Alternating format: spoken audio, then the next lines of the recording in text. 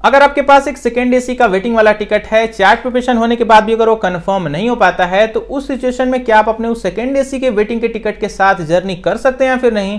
क्या है रेलवे की गाइडलाइन, सारा कुछ मैं आपको आज की इस वीडियो में बिल्कुल डिटेल में बताने वाला हूं। साथ के साथ आपको इस वीडियो को स्किप करने की जरूरत बिल्कुल भी नहीं है। वीडियो यहीं से स्टार्ट होने वाला है, तो आइए चलिए शुरू कर लेते हैं।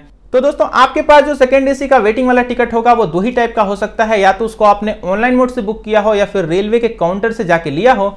तो सबसे पहले हम लोग बात कर लेते हैं कि अगर आपके पास सेकेंड एसी का एक ऑनलाइन वेटिंग टिकट है तो उस सिचुएशन में क्या आप उससे जर्नी को कर सकते हैं या फिर नहीं।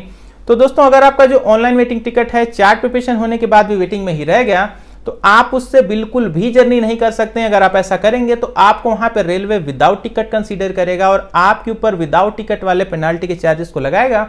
तो आप कभी भी भूल के भी अपने ऑनलाइन वेटिंग टिकट के साथ जर्नी मत करिएगा। अभी हम लोग समझते हैं दूसरे सिनेरियो के बारे में कि मान लीजिए कि आपका जो सेकेंड एसी वाला वेटिंग का टिकट है वो आपने रेलवे के काउंटर से जाके लिया था। अगर चार्ट प्रिपरेशन होने के बाद भी वो कंफर्म नहीं हो पाता है, तो उस सिचुएशन में आप उसे ट्रेवल कर सकते हैं या फिर नहीं। तो दोस्तों जी हाँ, बिल्कुल आप अपने उस काउंटर के सेकेंड एसी वाले वेटिंग टिकट के साथ जर्नी कर सकते हैं। लेकिन आपको 3 पॉइंट्स का ध्यान देना बिल्कुल जरूरी है। अगर आप इनका ध्यान नहीं देंगे तो आपके ऊपर पेनाल्टी के चार्जेस भी लग जाएंगे।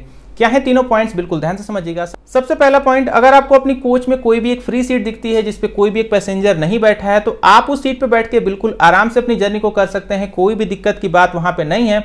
लेकिन अगर उस सीट वाला पैसेंजर आया जिसने भी उस सीट को रिजर्व किया है, यानी कि एक रिजर्वेशन वाला पैसेंजर आया, तो आपको उस सीट को वहां पे खाली करना पड़ जाएगा। दूसरा जो पॉइंट हमारा, बहुत बार लोगों की जो ट्रेन है वो छूट जाती है, किसी रीजन से वो कभी कभार जर्नी भी नहीं कर पाते हैं। तो अगर आपकी कोच में कोई भी एक पैसेंजर एब्सेंट हो गया है या फिर उसकी ट्रेन को छूट गई है, कुछ भी प्रॉब्लम अगर उसके साथ है, अगर वहां पे कोई भी एक पैसेंजर एब्सेंट है, तो आप टीटी को रिक्वेस्ट करके उस खाली सीट को अपने ऊपर अलॉट करा सकते हैं। इसके लिए आपको कोई भी चार्ज देना नहीं पड़ेगा।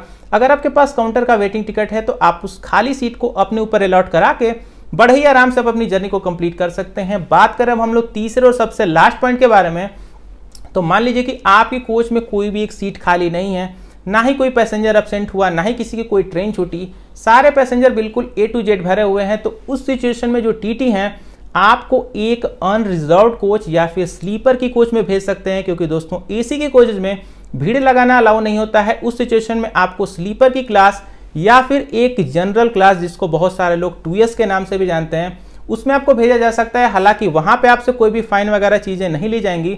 आप अपनी जर्नी को कर तो सकते हैं, लेकिन आप एक अनरिजर्व कोच में जाने के लिए तैयार रहिएगा। अगर आप ऐसा नहीं करेंगे तो आपके ऊपर वहां पे फाइन लगा दिया जाएगा। तो दोस्तों, उम्मीद करता हूं मैंने आपको बिल्कुल कम शब्दों में समझा दिया सेकेंड एसी के वेटिंग टिकट से जर्नी करने के सारे रूल्स एंड रेगुलेशन को। अगर आपको वीडियो पसंद आई हो तो वीडियो को एक लाइक जरूर करिएगा, चैनल पर नए होगा तो सब्सक्राइब जरूर करके जाइएगा, क्योंकि आपके लिए मैं ऐसी नॉलेजेबल वीडियो लेके आता रहता हूं। मैं मिलता हूं आपसे अगली इन्फॉर्मेटिव वीडियो के साथ। तब तक के लिए अपना ख्याल रखिए। Take care, happy journey and bye bye.